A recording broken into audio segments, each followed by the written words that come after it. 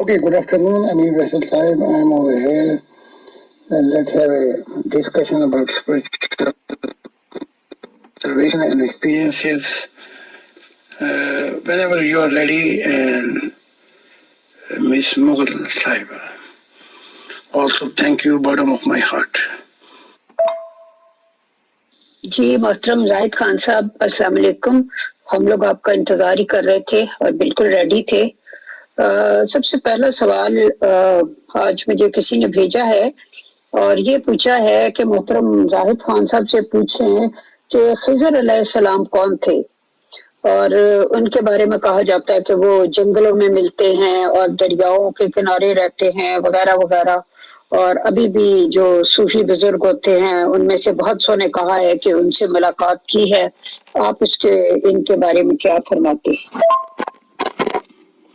खिज़र नामी ये शख्स मूसा के दौर में था, तो ये भी नबी था और एक और भी था बल्लाम, वो भी नबी था। लेकिन बल्लाम ने खुदा की बात नहीं मानी और मूसा के खिलाफ हो गया।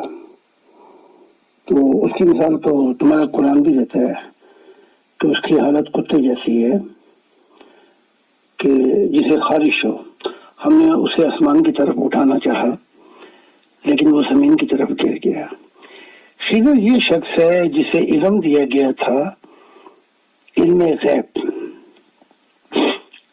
इल्म गैब से मुराद ये होगी कि जो कुछ खुदा की जात इसको दिखाती थी वो मूसा को नहीं दिखाती थी। नबी एक ही वक्त में है।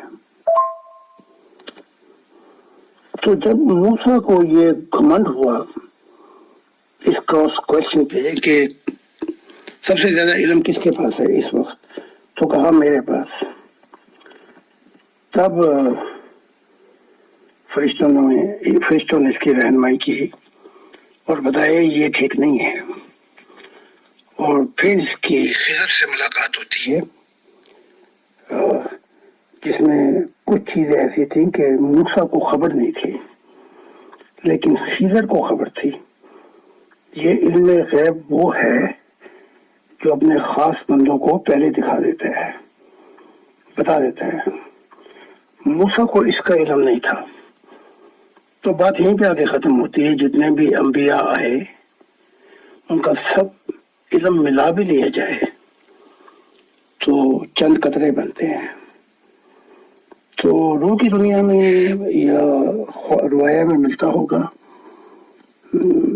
एक वो भी नबी था, मूसा भी था, बदलाम भी था, वो छोड़ गया मिशन। मुस्लिम जाहिद खान साहब, क्या आपकी आलम अरवाह में हजरत खिज़र से मुलाकात हुई है?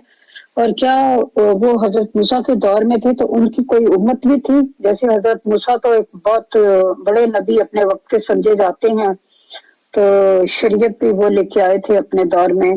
तो हजरत खिज़र क्या लेके आए थे? इमाम वक्त नबी जो था उस दौर का वो मूसा था। और बल्लाम को भी कहा गया था। और खिज़र को जो इल्म दिया गया था तो ये वो नबी है जिसको मिशन नहीं दिया गया। तो ये वीरानों में और तन्हाइयों में अपना वक्त गुजारता था। इसकी कोई उम्मत नहीं है। बहुत से ऐसे नबी आ सकते हैं कि जिनको मिशन ना दिया जाए लेकिन उनका जो हम कलामी है खुदा से उस पर जाकर वो अंबिया होंगे। मिशन किसी कौम, किसी गांव, किसी शहर, किसी डगर भेजा जाए तो नबी फिर नबी भी हो जाता है, रसूल भी हो जाता है। अगर आप जरा गहराई से मुताला करें, चलो तौरात इंजील तो खैर नहीं, लेकिन कुरान से भी, तो पहले तो ये मुसलमान इनाम मांगते हैं और कहते हैं ईया का नाबुदो व ईया का नस्ताईन, اہدنا الصراط المستقیم، یہاں پہ آ کے پھر انعام مانگتے ہیں نبیوں جیسا، صراط الذین انعمت علیہم، ہم پہ بھی وہ انعام کر جو پہلے کیا ابراہیم کی آل پر، وہ تو پھر نبی بھی تھے، ان کی عورتیں بھی نبیاں تھیں۔ اب تھوڑا سا آگے آئیے تو پھر وہی قرآن، کیونکہ ان کو قرآن کی زبان سے اس لیے سمجھاتا ہوں کہ یہ اپنی کتاب سے بھی جاہل ہے۔ پھر آگے قرآن ہی وہ بتاتا ہے وَأَنْعَمَ اللَّهُ مِن نَبِيٍّ وَصِدِّقِينَ وَشُهَدَاءَ وَالصَّالِحِينَ، وہ انبیاء میں بھی ہوں گے، صدیق شہید صالحین میں ہوں گے۔ تو یہ ہو نہیں سکتا کہ کسی کی کوالیفیکیشن نہ ہو اور اسے انبیاء میں کھڑا کر دی جائے، صدیقوں میں کھڑا کر دیا جائے۔ تو جو ہی ہم کلامی ہو خدا سے، خدا کو عہدیدار ہو، وہ نبی ہو جاتا ہے، اس کے بعد اگر اس کو کہیں بھیجا جاتا ہے تو وہ رسول ہو جاتا ہے۔ جی بہت شکریہ۔ حضرت موسیٰ علیہ السلام کے حضرت خضر کے ساتھ سفر کا جو قصہ قرآن کریم میں بیان ہوا ہے، جس میں حضرت خضر نے حضرت موسیٰ علیہ السلام کو صرف اس شرط پر سفر کرنے کی ساتھ اپنی اجازت دی تھی کہ وہ کسی بارے میں بھی کوئی سوال نہ کرے، لیکن حضرت موسیٰ کے بار بار سوال کرنے پر حضرت خضر نے ان باتوں کی جو انہوں نے کیا تھا اس کی حکمت بتا کر حضرت موسیٰ سے معذرت کر لی کہ وہ مزید انہیں اپنے ساتھ سفر میں نہیں رکھ سکتے۔ تو اس واقعے کو جو اتنی ڈیٹیل سے بیان ہوا ہے، کیا آپ کو یاد ہے یا میں دہرا دوں؟ میرا مقصد اس سے صرف یہ سوال کرنا ہے کہ یہ واقعہ اتنے ڈیٹیل سے جو بیان ہوا ہے، تو اس سے کیا مقصد ہے، کیا پیغام رسول اللہ صلی اللہ علیہ وآلہ وسلم اور ان کی امت کو دیا جانا ہے، اس سے کیا مقصد ہے؟ انبیاؤں کو گھمنڈ بھی ہو جاتا ہے کہ ان سے زیادہ خدا کسی کے نزدیک، یہ پھر کوئی ٹیلی فون کر کے بار بار ڈسٹرب کر رہے ہیں۔ میں بھیجتا ہوں یہ نمبر، ہر سیکنڈ کے بعد یہ بیل بجا رہا تھا، میں نے اس کو بلاک کیا۔ تو یہ حالات نوح پہ بھی گزرے ہیں، نوح پر، اور موسیٰ خاص کر اس بات کا گھمنڈ تھا کہ ہم کلامی خدا کی مجھ سے ہے، مجھ سے زیادہ اب کوئی انبیاء آئیں گے لیکن مجھ جیسا کوئی نہیں ہوگا۔ یہ غلط فہمی محمد نبی کو ہوئی کہ میرے بعد اب کوئی گنجائش نہیں ہے۔ اور مجھ میں بھی ایک ایسا دور گزرا ہے کہ جب میں سمجھا کہ خدا مجھ سے زیادہ کسی کے نزدیک نہیں ہو سکتا، لیکن خدا کا شکر ہے اس کی محبت کی اور مشاہدات اور سفر نے مجھے یہ نشہ اتار دیا کہ خدا کسی کے پنجرے میں قید نہیں، کوئی عہد نہیں اس کا کسی سے، اور نہ ہی وہ کسی خاص امت سے یا خاص شخص سے اپنا عہد باندھتا ہے۔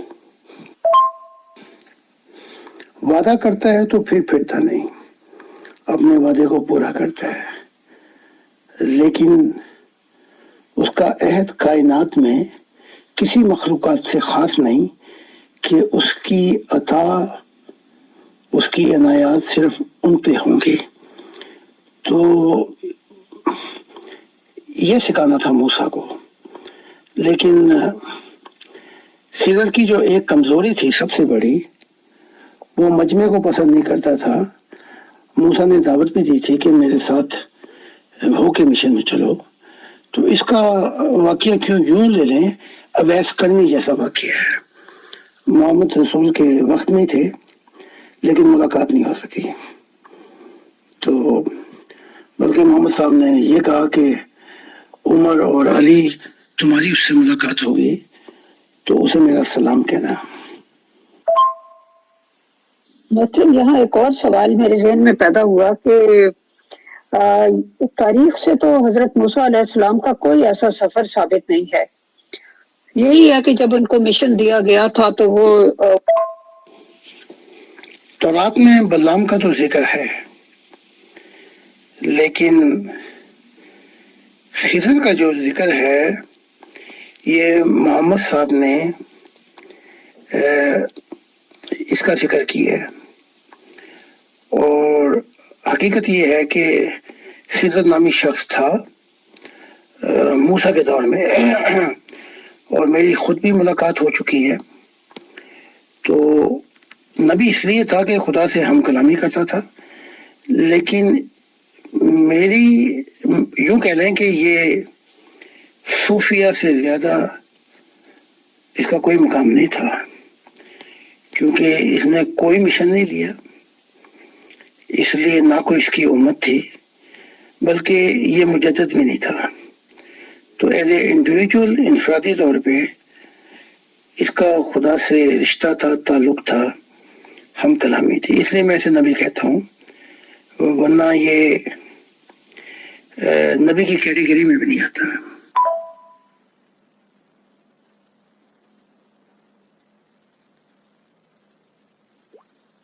مطلب آپ نے حضرت موسیٰ علیہ السلام کی جو سیکرٹ ٹیسٹمنی لکھی ہے وہ کافی ڈیٹیل سے ہے، لیکن اس میں میرا خیال ہے انہوں نے اپنے اس واقعے کا، حضرت خضر سے ملاقات کا آپ سے کوئی ذکر نہیں کیا، یا کیا ہے اور میری نظر سے نہیں گزرا۔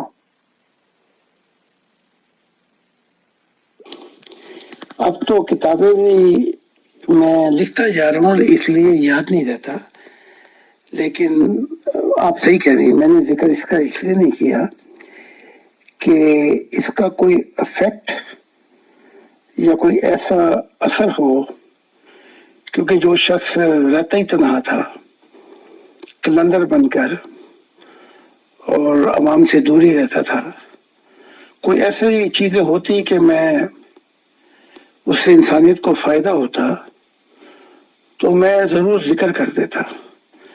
بلکہ موسیٰ کی ٹیسٹامنٹ میں بھی اور ہر نبیوں کی ٹیسٹامنٹ میں وہ خاص باتیں بتائی ہیں جس سے انسانیت کی رہنمائی ہو سکے، اور باقی باتوں کو چھوڑ دیا میں نے۔ تو آپ ٹھیک کہہ رہی ہیں کہ غالباً اس کا ذکر میں نے بالکل نہیں کیا۔ جی محترم، یہ مجھے خیال اس لیے آیا کہ قرآن پاک نے اتنی زیادہ ڈیٹیل سے اس قصے کا ذکر کیا ہے اور بتایا ہے کہ ان کو خضر صاحب کو علم لدنی دیا گیا تھا، من لدنا، یعنی ہم نے اپنے پاس سے اس کو علم دیا گیا تھا، اور یہ بعض صوفیوں کا بھی دعویٰ ہے کہ ان کے پاس علم لدنی ہے، یعنی ایک تو شریعت کا علم ہوتا ہے جو خدا کی طرف سے کچھ احکامات نازل کیے جاتے ہیں جن پر عمل کیا جائے، اور ایک ایسا علم ہوتا ہے جو کہیں سے نہیں سیکھا ہوتا، انسان کے اپنے دل سے پوچھتا ہے، جس کو علم لدنی کہتے ہیں۔ سوال میرا یہ ہے کہ کیا علم لدنی کا حامل ایک شخص شریعت کے حامل معاشرے میں شریعت کے خلاف بھی کوئی کام کر سکتا ہے؟ اس طرح تو کوئی بھی کسی کو قتل کر کے کہہ سکتا ہے کہ میں نے یہ کام علم لدنی کی روح سے کیا، مجھے پتا تھا یہ بچہ بڑا ہو کر اپنے والدین کے لیے رسوائی کا باعث بنے گا، وغیرہ وغیرہ، جیسا کہ خضر صاحب نے کیا تھا۔ یہ صوفیہ اکرام کا یہ علم لدنی یہ ایک علم تو ہے، لیکن اسے آپ انفرادی علم کہیں گے، انڈیویجول ایگزسٹنس، اس کا معاشرے سوسائٹی سے کوئی تعلق نہیں ہوتا، اور نہ ہی وہ کسی طریقے سے انسانیت پہ کچھ ایسے اثر انداز ہو سکتا ہے کہ جو نظام ہے اس کو چینج کرے۔ اور اگر حقیقت پوچھے تو ایسا علم والے لوگ سوسائٹی سے بہت آئسولیٹڈ ہوتے ہیں، یعنی کہ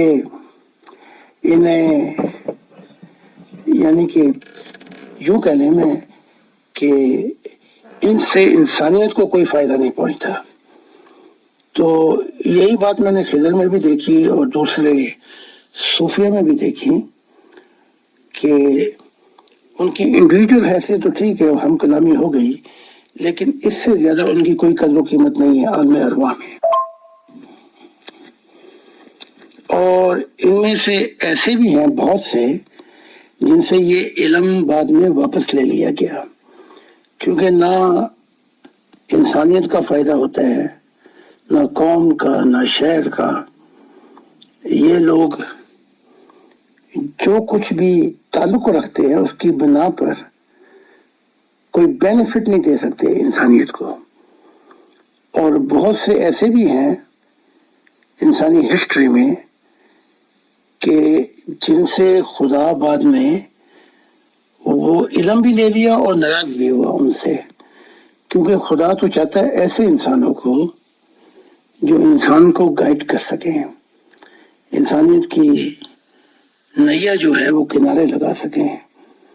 اور یہ لوگ بیکار ہیں اس معاملے میں، نہ گائیڈنس دیتے ہیں بلکہ سینے بسینہ کوئی کبھی آ جائے اکا دکا تو اس کے کان میں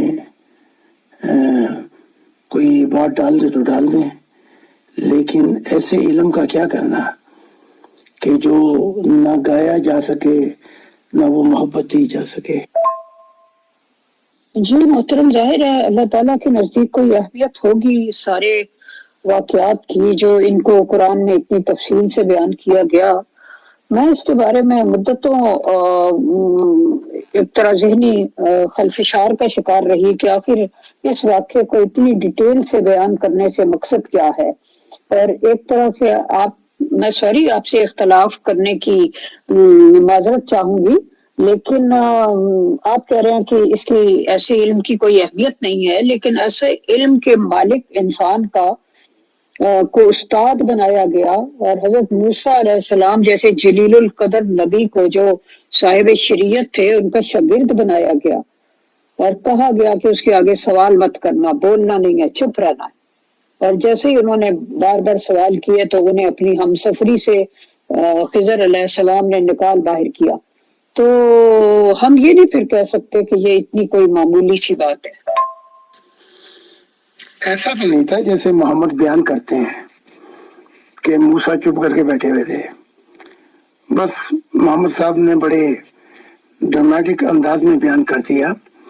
میں آپ کو اب حقیقت ہی بتا دیتا ہوں، میں چاہتا تو نہیں تھا کہ بات گول مول ہو جائے۔ خضر 3 دفعہ میرے پاس آیا جنگل میں اور کہا کہ میں تیرے ساتھ کام کرنا چاہتا ہوں۔ میں نے اسے پوچھا تو کیوں کام کرنا چاہتا ہے؟ کہنے لگا میں وہ علم جانتا ہوں جو انبیاؤں کو نہیں دیا گیا۔ میں نے کہا مجھے تیری ہرگز ضرورت نہیں ہے، کیونکہ اگر میں نے پوچھنا ہوگا تو میں خدا سے ہی پوچھ لوں گا۔ میرا تعلق جو ہے وہ وہاں تک ہے خدا سے کہ وہاں خضر کی بھی پہنچنی ہے، اور اس بات پہ میں نے اس کو اپنے ساتھ رکھنے سے انکار کر دیا۔ ہاں اگر وہ یہ کہتا کہ میں روح کی دنیا میں کوشش کرتا ہوں اور آپ کے ساتھ زمین پر رہ کر میں مشن چلاؤں گا، پھر علیحدہ بات تھی۔ سوائے رکھنے سے اور مجھے علم دینے سے مجھے خضر کی ہرگز کوئی ضرورت نہیں۔ جی محترم، میں نے صوفیہ کے واقعات بہت کثرت سے پڑھے ہیں، تذکرۃ الاولیاء اور اس طرح کی اور بے شمار کتابیں۔ اس میں بہت سے صوفیہ نے ذکر کیا ہے کہ وہ ابھی بھی زندہ ہیں، وہ ملتے ہیں لوگوں کو، خضر صاحب، اور بھولے بھٹکوں کو راستہ دکھاتے ہیں۔ اور جیسے کہ آپ نے بھی بتایا کہ 3 دفعہ آپ کی ملاقات ہوئی، تو کیا یہ کوئی فرضی شخصیت ہے، کوئی تمثیلی شخصیت ہے، یا یہ اب تک زندہ ہیں، یا یہ چکر کیا ہے؟ چکر یہ ہے کہ مذہب کے اندر بھی کثرت سے لوگوں کی روحانی حصے بند ہیں۔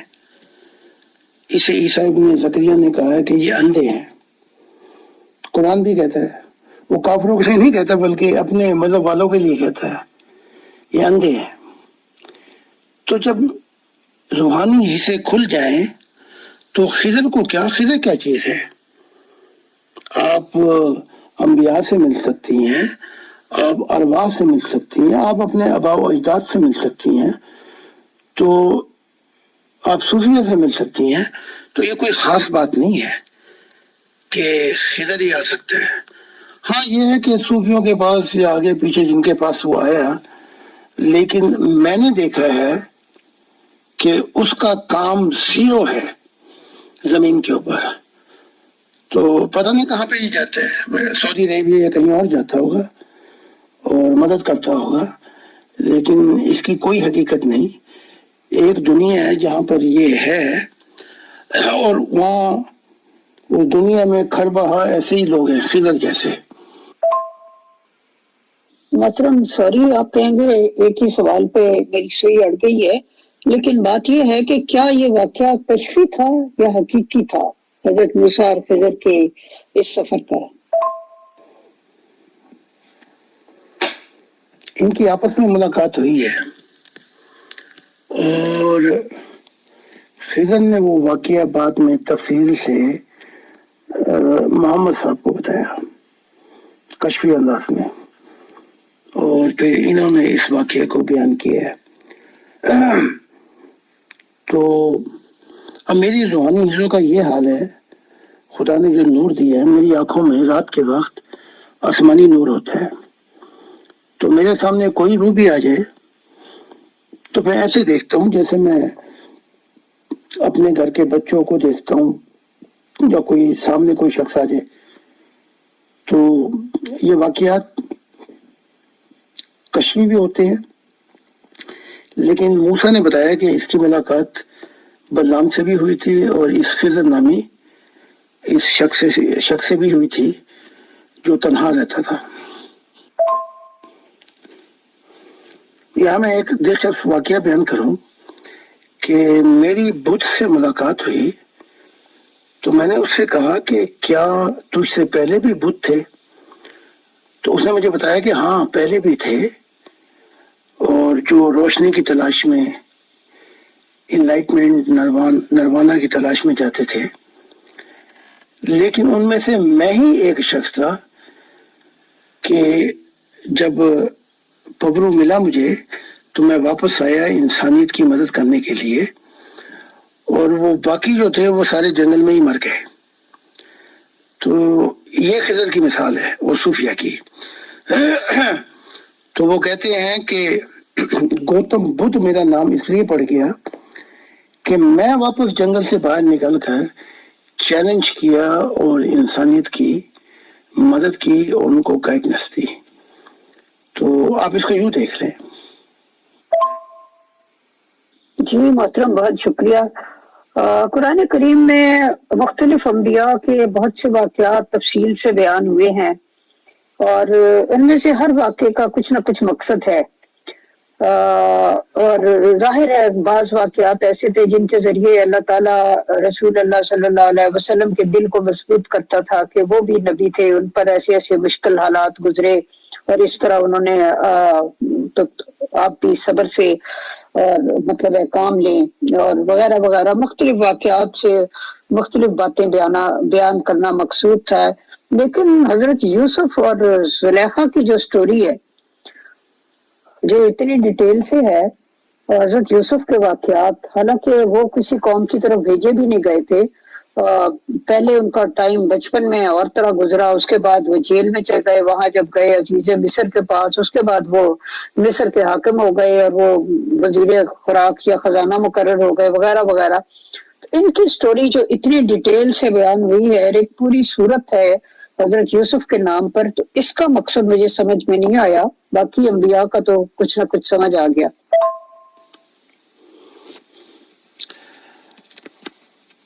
اب ہر انبیاء پہ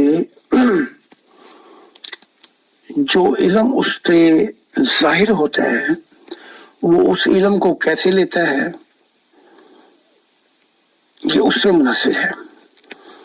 اب محمد صاحب نے اس واقعے کو بھی بڑی اہمیت دی ہے، لیکن اس واقعے کی اہمیت کو میں یوں سمجھتا ہوں کہ جو بنی اسرائیل کی بنیاد پڑی ہے سوسائٹی، اس کا جو سیرا جاتا ہے وہ یوسف پر جاتا ہے، کیونکہ یوسف نے پھر 73 جو ان کے خاندان کے لوگ تھے باپ سمیت، انہیں فرعون سے اجازت لے کر جشن کے علاقے میں ایک چھوٹا سا شہر آباد کیا تھا۔ تو یہ جو فاؤنڈیشن ہے اسرائیل کی اس کا جو سیرا ہے وہ یوسف پر ہے. پھر یہ بڑھتے رہے اور یوسف کی فاؤنڈیشن پر یہ 4 لاکھ ہو گئے تھے، بلکہ 6 لاکھ. یعنی 400 سال غلامی میں رہے اور موسیٰ کے دور میں یہ 6 لاکھ تھے. شاید اس لیے محمد صاحب نے اس کو زیادہ تفصیل سے بیان کیا ہے. تو میں ایک دن جنگل میں بیٹھا ہوا تو فرشتے نے مجھے کہا کہ یوسف تجھ سے ملنے کی اجازت مانگتا ہے. تو میں نے کہا آنے دو اس کو. تو یوسف مجھ سے ملا، جیسے اس کا حسن بیان کرتے ہیں قرآن، وہ بھی میں نے نہیں دیکھا. تو اب یہ محمد صاحب پر ہے کہ انہوں نے واقعات کو کیسے بیان کیا. اور پھر یوسف سے میری باتیں بھی ہوئیں. تو میں نے جو دیکھا ہے یوسف کے متعلق کہ میں اس کا اتنی تفصیلات سے اس لیے ذکر نہیں کیا کہ اس سے انسانیت کو کوئی بینیفٹ نہیں ملتے. اب یہ محمد صاحب نے کیا، اب یہ محمد صاحب پہ ڈیپینڈ ہے. میں قرآن سے وہ صورت یوسف کو نکالنے سے رہا. اب میں آئے دن یورپ میں ایسے ایسے حسین دیکھتا ہوں جن کا حسن یوسف سے بہت ہی زیادہ ہے، لیکن قرآن اس کو بڑے ڈراماٹک انداز میں بیان کرتا ہے. تو بہت سے انبیاء ایسے بھی ہیں جو یوسف تو کوئی چیز ہی نہیں ہے.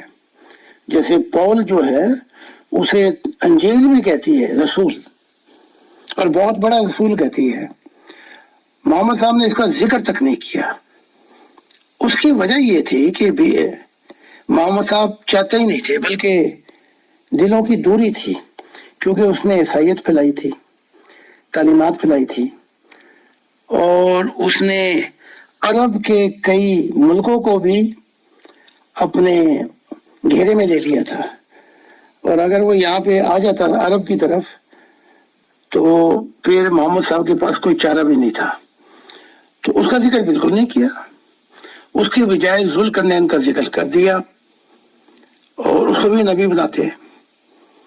تو اب یہ تو مسلمانوں کی روحانی سے کھلے مشاہدات ہوں تو ان کی 14 طبق روشن ہوں اور آنکھیں کھلیں کہ روح کے مشاہدات سے تو انسان پہ بڑی عجیب حالت طاری ہو جاتی ہے.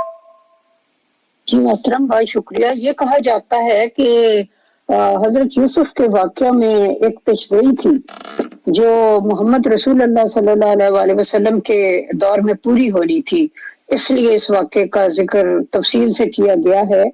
جیسے حضرت یوسف نے اپنے بھائیوں کو معاف کر دیا تھا، جیسا کہ انہوں نے بچپن میں ان کے ساتھ برا سلوک کیا اور انہیں کنویں میں پھینکا تھا، تو اس کے باوجود جب وہ ایک اعلیٰ پوزیشن پر فائز ہو گئے تھے تو وہ بھائی جو مجبور ہو کر ان کے سامنے آئے تو انہیں معاف کر دیا تھا. بالکل اسی طرح رسول اللہ صلی اللہ علیہ وسلم نے بھی مکہ میں جب اپنے دشمنوں پر فتح پا لی، فتح مکہ ہو گیا، تو وہی فکرہ کہا کہ آج تم پر کوئی گرفت نہیں، اور مطلب یہ کہ وہی سلوک کیا جو یوسف نے اپنے بھائیوں سے کیا تھا. کیا یہ سملیرٹی ہو سکتی ہے؟ مجھے آپ سے اختلاف ہے. یہاں اگر معاف نہ کرتے تو اپنی زد میں آتے. بہت سے لوگ محمد کے اپنے تھے، حتیٰ کہ یہی ابو سفیان جتنے سخت مخالفتیں کی اور عمر نے اس کو قتل کرنا چاہا محمد صاحب کے سامنے ہی، تو نہیں ہونے دیا محمد نے، کیونکہ ابو سفیان کی بیٹی ان کے گھر میں تھی، یہ ایک دوسرے کی رشتہ داریاں تھیں. لیکن یہ رحم اور یہ اپنا معافی یوسف کی ہم نے یہودیوں پہ نہیں دیکھی. ان کو سب کو زمین میں گاڑ کے صرف اس بات پہ کہ جبرائیل نے مجھے خبر دی ہے کہ یہ پتھر گرانا چاہتے تھے.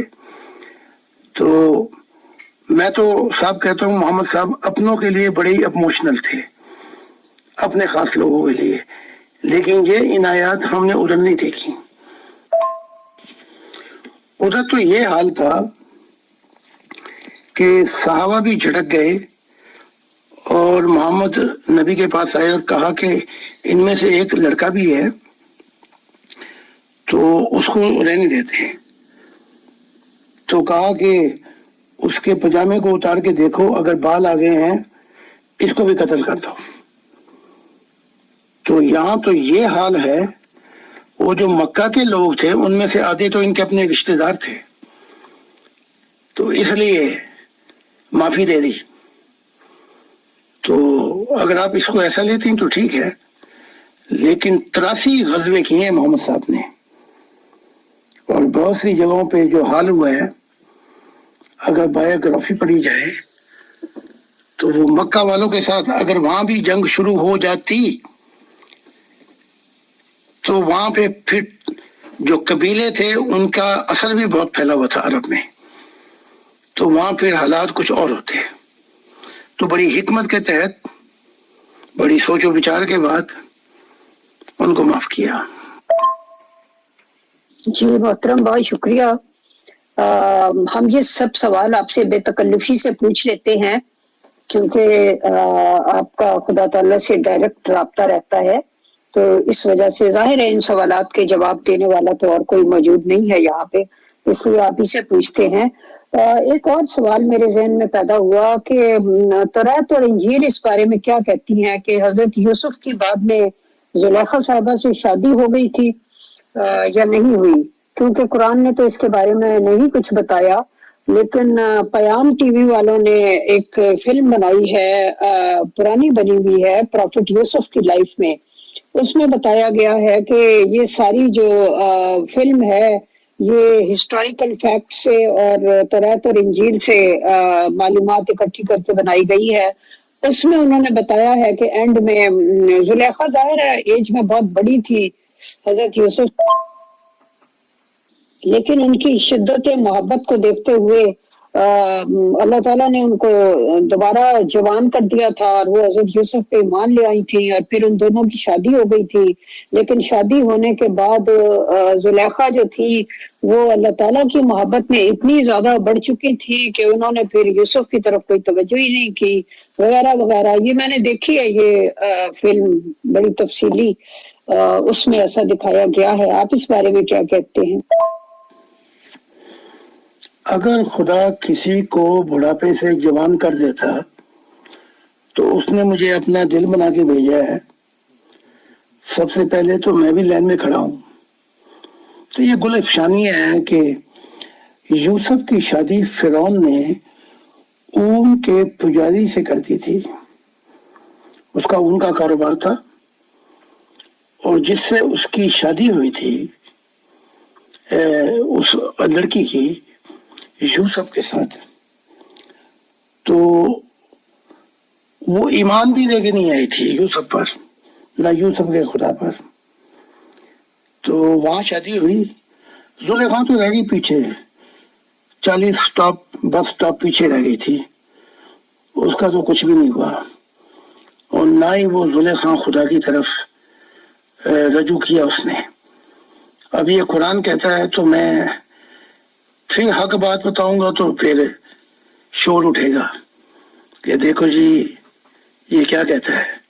وہ تو ہرگز ایمان لے کے نہیں آئی، نہ یوسف پر، وہ تو اپنے بتوں کی پوجا کرتی رہی.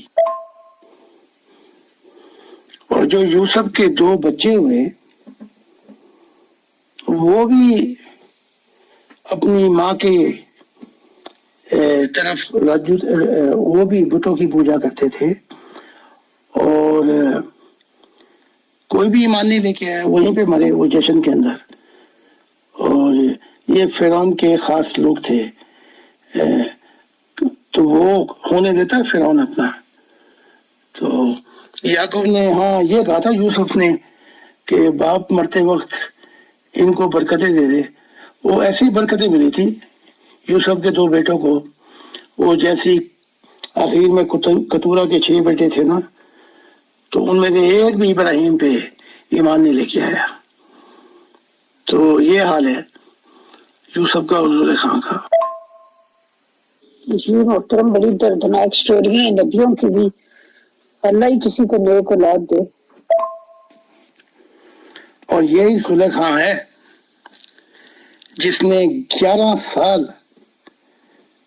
قید کروائی یوسف کو۔ تو اگر یہ رجوع کرتی خدا پر تو اس کو رحم نہیں آیا۔ جھوٹ باندھ کر اس نے یوسف کو، اس نے اپنے خامن کو کہا کہ جب تم نہیں تھے اس نے میرے ساتھ زبردستی زنا کرنے کی کوشش کی، کیونکہ اوروں کو بھی پتہ لگ گیا تھا۔ یہی وہ زلیخا ہے، قرآن میں عجیب طریقے سے واقعہ پیش کر دیا جاتا ہے۔ 11 سال قید کروانے والی زلیخا ہے اور پھنسی ہوئی ہے اپنا عالم برزخ کے اندر۔ اور یوسف جو فرعون جو تھا، جب یوسف نے حقیقت بتائی فرعون کو، تو فرعون تو زلیخا کو اور اس کے خامن کو قتل کرانے لگا تھا، دونوں کو۔ لیکن یہ یوسف ہے جس نے کہا کہ میں نے معاف کیا، درگزر کی۔ تو یہ عجیب عجیب کہانیاں، ٹھیک ہے محمد صاحب نے لکھ دی، اب کیا کیا جائے، لیکن حقیقت یہ ہے جو میں بیان کر رہا ہوں، اور ان کو سب کو میں جانتا ہوں کس دنیا میں ہیں، کیا کرتے ہیں، وہاں بھی ان کے فساد کیا ہیں، وہاں بھی یہ کیا کیا کر رہے ہیں اور کیا کیا نہیں کر رہے ہیں۔ تو دعا کریں کہ خدا ان مذہب والوں کے اندھے پن کو دور کرے، تاکہ ان کے اندھے پن جب دور ہوگا جب یہ خدا کے لیے اپنے دل و جان کو خدا کے لیے حاضر کر دیں گے۔ جی محترم، بہت بہت شکریہ۔ فیصل بھائی نے مجھے بتایا کہ آپ کو 5:30 بجے کوئی اور مصروفیت ہے۔ میں لاسٹ سوال کرتی ہوں کہ دجال کی بہت سی نشانیاں بتائی گئی ہیں، یعنی ایک آنکھ سے کونا وغیرہ، وہ تو خیر پتہ ہے کہ اس کے میننگ کیا ہے، سمبولک ہے وہ لفظ، لیکن یہ جو نشانی بتائی گئی ہے کہ اس کی پیشانی پر کافر لکھا ہوگا، جو ہر پڑھا لکھا اور جاہل مومن پڑھ لے گا، اس کا کیا مطلب ہے کہ اس کی پیشانی پر کافر لکھا ہو؟ ہاں مجھے جانا تھا، اس لیے آخری کوشچن ہونا چاہیے۔ کافر اس کی پیشانی پہ آپ دیکھ لیں کہیں بھی نہیں لکھا ہوا، لیکن یہ بھی حکمت کا پیغام ہے اور روحانی لوگوں کے لیے پیغام ہے کہ دجال جو ہوگا وہ سائنسی ترقی زیادہ کرے گا، روحانیت کا انکاری ہوگا، یعنی کہ اسے روحانیت سے اور مذہب سے کوئی دلچسپی نہیں ہوگی، اس کا تو ٹوٹلی انکاری ہوگا۔ اس لیے تمثیلی زبان میں کہا گیا ہے کہ ہر کوئی پہچانے گا۔ ہر کوئی تو نہیں پہچان سکتا، ہر کوئی تو یہ مذہب والے جو ہیں ان کے اندھے پن کا یہ حال ہے کہ گدھے کو گدھا لیتے ہیں کہ جس پر دجال بیٹھ کے آئے گا، اور آسمان سے اترنے کو یہ لیتے ہیں کہ ڈھول پٹیں گے اور وہ مسیح آئے گا۔ ہر کوئی نہیں، لیکن یہ تمثیلی پیغام ہے۔ اس کو اگر تفصیل سے آپ چاہیں گی تو یہ سوال آپ اگلی دفعہ رکھ دیں، میں اس کا تفصیل سے جواب دوں گا۔ محترم زاہد خان صاحب اینڈ پروگرام مینیجر مغل میم اور سبھی پیور ڈسکشن کے ممبرس کا بہت بہت شکریہ، جزاک اللہ، شکریہ۔ میں بھی پورے دل و جان سے امیر فیصل صاحب کا بھی اور آپ کا بھی شکر گزار ہوں کہ حق کی آواز کو، کہ وہ اگر انسانوں کے دل میں آ جائے تو انسان دل و جان سے خدا کی طرف رجوع کرتا ہے۔ تو اس سے بہت سے لوگوں کو روحانی فائدہ ہوگا۔ مذہبیوں کا تو میں نہیں کہہ سکتا، مذہبیوں کو فائدہ ہوگا، کیونکہ مذہبیوں کے لیے تو محمد رسول کا یہ قول کافی ہے کہ انہوں نے انبیاؤں کی قبروں کو سجدہ گاہ بنا ڈالا، خدا ان پہ لعنت کرے۔ تو بس ان کے نبیوں کا قول ان کے لیے کافی ہے۔